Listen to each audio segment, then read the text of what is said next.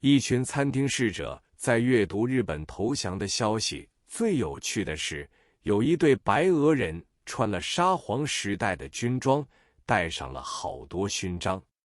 还有一班乐队，上海人称作洋琴鬼，奏着俄国国歌。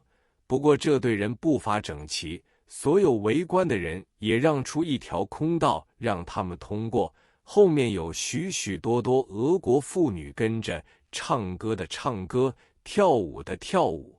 这是一个激动人心的行动，我高兴得连眼泪都流了出来。当时中国人开的商店，店主都回到铺子里来，也把灯光开得很亮，各自挂起一面中国国旗，人们高呼各式各样的口号，当然其中有打倒日本帝国主义等语。这个时候，日本军人一个都看不到了。在这般光景之下，时间过得很快，已是深夜2时，我毫无倦意，但深恐家人牵挂，所以从小路步行回家。沿途逢到俄国式的小酒吧，依然挤着好多人，我再走进去饮一杯啤酒。这时俄国人慷慨得很，总是另外加送一杯俄国的伏特加酒。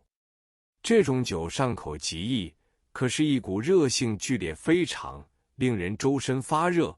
本来平素要我步行这么多的路是走不动的，但是这夜一路走一路想，居然很快就抵达家门。家人们纷纷来问我究竟是否确实，我说确实，确实，明天的报纸一定大有可观。那个晚上我实在太高兴了，睡都睡不着，躺在床上迷迷蒙蒙的胡思乱想。想到日本这回如此下场，又想到日本退兵时可能会来一次大屠杀，真是一则以喜，一则以惧。半夜间越想越开心，但是又越想越怕，哪里还睡得着，只好眼睁睁等着次日的报纸。日军拍门饱受惊惶，大约清晨6时光景，天尚未明，一个学生奔到楼上说：“老师，不好了！”有个日本宪兵模样的人在前面打门，初时打得很急暗，这扇门特别厚，表面是木门，隔层实际是一扇铁门。因为有一个时期日本人要拆除铁窗铁门，所以我连夜加上前后2层厚木。尽管打门声音并不很响，后来打门的军人又用皮鞋乱踢，我们起身朝窗外一望，才知道是一个日本正规军。我们不敢开门，特来请示。我这一惊真是非同小可，我向来知道日本军人捉人总是在半夜或拂晓之时，所以我匆匆穿上了衣裳，想从后门逃走。岂知我刚打开后门，那个日本军人已到了后门口，我惊慌得不知所措，真以为大祸临头了。幸亏我略略镇定一下，看到这个军人后面带着一个老太婆，这老太婆就是前2天来求我看病的阿昌老婆，这时我才稍稍安定下来。而且想到向来日本军人对要逮捕的人，首先必定重重地打2下耳光，但那军人却对我行了一个军礼，说的是日本话，我一句也听不懂。我就问阿昌老婆，这个军人来做什么？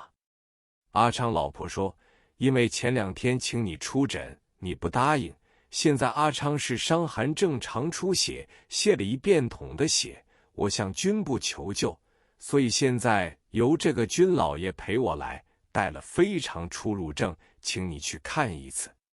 我说，伤寒正常出血在100个病人之中，能活的10个也不到，这是不治之症，我不去，你自己向那军人说吧。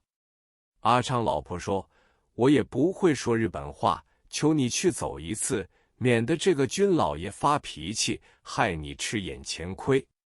我心中实在不想去，但是他的话倒也有道理，这种军人发起兽性来，只要铁蹄踢我一脚，我已受不了。我就指指身上的睡衣示意，并且用中国话说：“我要换一件衣服，你等一等。”那军人也懂得我的意思，我就上楼穿了一套长衫马褂，还想带一个学生同去。那军人摇手示意，这个非常出入证，只限一个人。我想到跑马厅中已紧张非凡，便带了一些伤寒末期的急救药，如紫雪丹、神息丹等，跟着他一路由静安寺路正门入内。这时曙光微土，街上行人稀少，加上我一夜未曾入睡，所以觉得很疲乏，拖着沉重的脚步进入跑马厅正门。那边的大门开得很小，只容我们3人依次进去。只见里面有宪兵多人，把我这张非常出入证详加查看，经几个宪兵商讨研究好久，才准我入内。我知道马夫的居处是南边一排红色砖墙的矮屋，距离正门极远。那时只见无数日军正忙着搬东西，情况混乱，好像有大事情发生似的。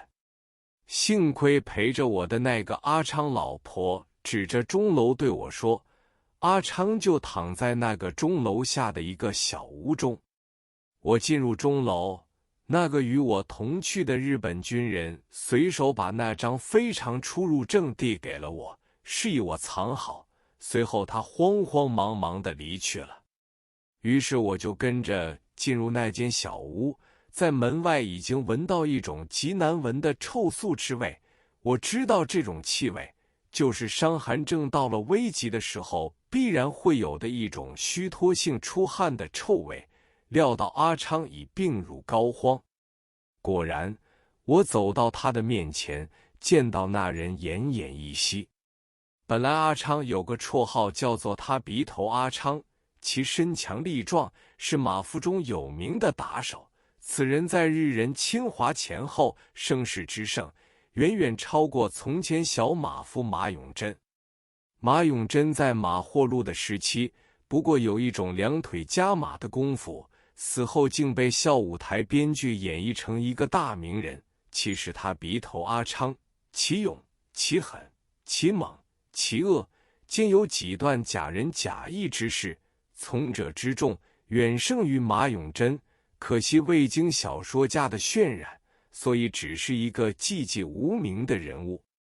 阿昌到了这个时候，神志昏迷，骨瘦如柴，看他的情况已濒临死亡边缘。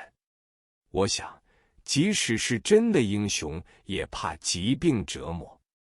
这时我在不得已的状态之下，为他按一按脉，觉得他六脉已乱，脉息有如游丝，有如鱼跃。我对阿昌老婆说，阿昌生存的时间极短促了。说罢，我就吩咐他把紫雪丹捣粉用水灌他饮服。我想立即脱身，料不到钟楼之下的小门，在那日本军人出去时被他掩上了，只得暂时止步，等候他来陪我出去。在这几分钟的时间内，外边军靴声越来越大，我心想外面的情况一定比先前还要紧张，只身拿着这张非常出入证出去，未必能允许我通过。正在进退维谷时，阿昌的老婆已大声啼哭着奔出来告诉我，阿昌还没有服药，已断气了。我说，这是预料中的事，最好你不要大声啼哭，现在日本人个个紧张的精神失常，见你大哭，说不定会进来打你一顿。阿昌老婆说，我一个人站在尸首边，实在害怕。我说，你不如走出房外，陪我等一会儿再说。于是两人同在钟楼下等候来人。